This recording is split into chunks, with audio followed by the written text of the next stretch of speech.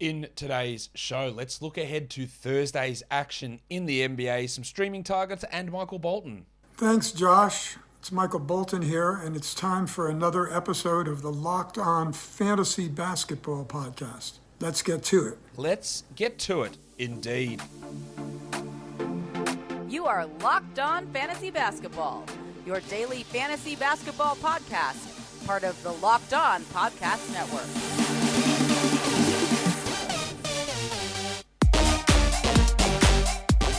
Hello and welcome to the Locked On Fantasy Basketball Podcast, brought to you by Basketball Monster. My name is Josh Lloyd and I am the lead fantasy analyst at basketballmonster.com and at Yahoo Sports Australia.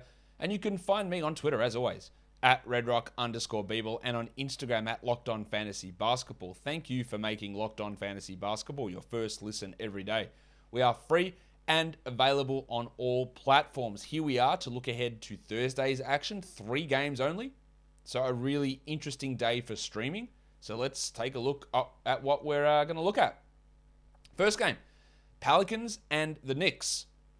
Herbalife Jones has been really impressive over the last month to 5 weeks, I would say. It feels less and less likely that Zion Williamson's going to return, because when Zion does, Herbie's going to be one of the guys who takes a hit. So for now, we just got to keep watching what he does. I'm really impressed with the change in his shooting, which has gone from being a subpar 3-point field goal and free throw guy to being average to above average in all those categories. And that's really helped him be a fantasy asset along with the big steals numbers. So he continues to play well. I also want to watch Devontae Graham, who's been fine, okay. I don't know why I said okay. Why did I say it that way? The field goal percentage, we know that's going to be a turd burger all the time. We know that. If you drafted him, you know that. You had to deal with it, right? The problem I've had with him has been the low volume of scoring at times and the low volume of assists. Like, if you're going to be putting up 29% shooting, give me 7 assists. The problem is he's been giving us 4 or 5. He's on the fringe for me as to being a must-roster player. I think he probably should be on a roster, but it's really going to be dependent on how your squad looks and what is around it. So watching him be able to get the ball a little bit more and improve, because it's been hard at Ingram basically running everything, and he sort of just stands around and sits in the corner. And that's not what you want from a primary point guard.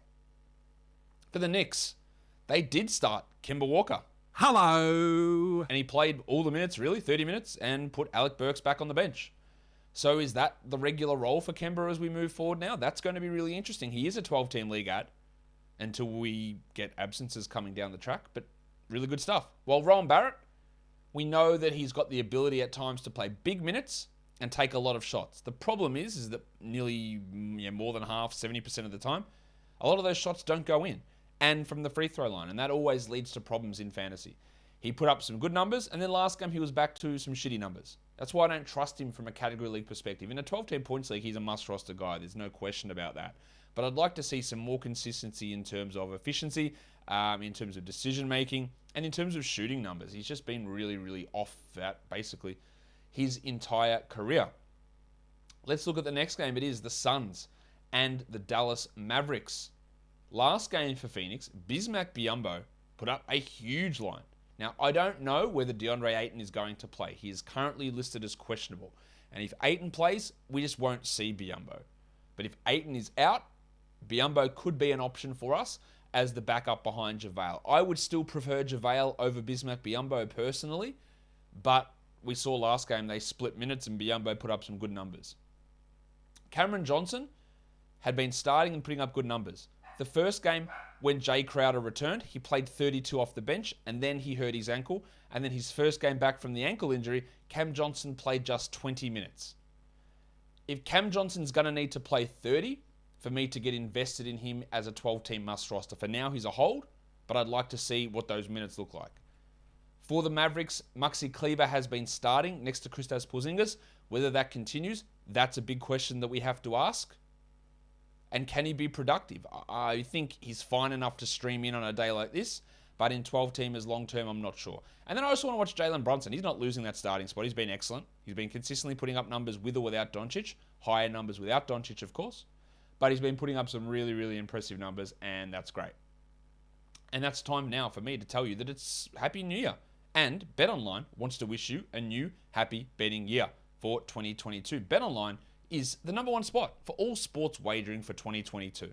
there's a new year, there's a new a new updated desktop site, or you can just use their mobile site and sign up using the code LOCKEDON and get a 50% welcome deposit bonus on your first deposit. Whether it's basketball or football, the NHL or boxing or UFC, or right to your favorite Vegas casino games, don't wait and take advantage of all of the great offers available for 2022. BetOnline is the fastest and easiest way to bet on all of your favorite sports. BetOnline is where the game starts. The Pacers and the Warriors.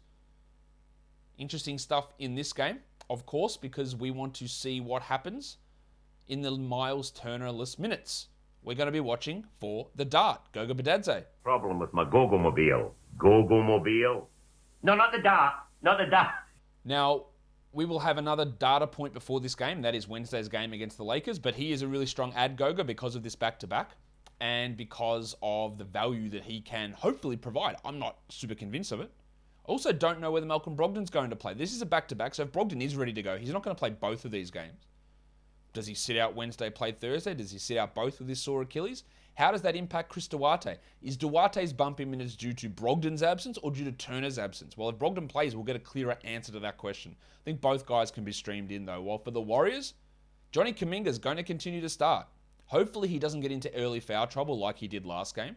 But there's an opportunity for 30 minutes here. There's an opportunity for a double-double. There's an opportunity for a steal and a block. There's an opportunity for 40 and 60 from the field and from the line, which is obviously shitful. But they are things that we need to watch. And he has some stream value for sure. And then the Dr. Gary Payton. I expected more minutes from Payton last game as he returned because he literally started in place of Draymond before he got hurt. And then he came back and played 14 minutes. I worried about what his playing time would look like with Klay Thompson back. Then he'd played solid minutes. But is he going to be at 14? Is he going to be at 20? 20 minutes gives him streamable value for steals in standard leagues. 14 does not. So watching his playing time, I think is going to be really, really intriguing. The only back-to-backs we need to look at here is the Golden State Warriors, because that's the only team that's got the back-to-back. Now it is going to be hard with a high volume Friday to get this value here. But Gary Payton and Kevon Looney are the two guys available in most leagues that you can add. John Kuminga has been snapped up in a lot of formats, but if he's there, you add him. Jordan Poole becomes a good stream for Friday because Klay Thompson's probably going to sit there. But again, he's probably not going to have that value on the Thursday. Although, because it's low volume, then Poole should probably be on a roster there. But yeah, not much in terms of back-to-back streams, especially again because of the high volume of games on the Friday. Just for Thursday's action, players that we can look to stream. Gary Payton, I just mentioned. The minutes is still a question mark. The big fella, Jay Crowder. Sometimes may be good, sometimes may be shit. Yeah, look, that's exactly what we're going to get out of him. Sometimes shit, sometimes good. Do we get 12 points, 3 threes, 2 steals, 7 rebounds? Like, that's possible. Or 3 points, 4 rebounds, 1 3 is possible for Crowder. And that's always the frustration with him. JaVale McGee, especially if Ayton is out. Otherwise, there is some value still, but if Ayton is out, good streamer. Maxi Kleber, Kevon Looney, Cameron Payne, who's been putting up some good numbers lately. O'Shea Brissett could be a beneficiary from the Turner injury. Jackson Hayes, look, maybe. Look, we're scraping the bottom of the barrel here. Emmanuel Quickley and Dwight Powell. This is how desperate it gets for streaming for these games on Thursday.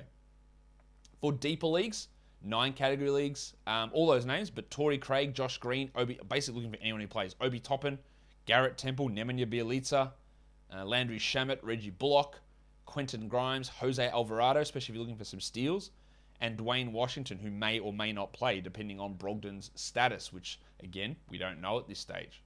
For points leagues, we're looking at Johnny Kuminga. These guys are all rostered in under 50% of leagues. John Kuminga, Cam Johnson, Otto Porter, Jay Crowder, Chris Duarte, Dorian Finney-Smith, Justin Holiday, Goga Badadze, Kevon Looney, and Maxi Kleber are some options to stream in for your points league on Thursday. That will do it for me today. Before I do go, though, I want to tell you guys about our show, Locked On Now.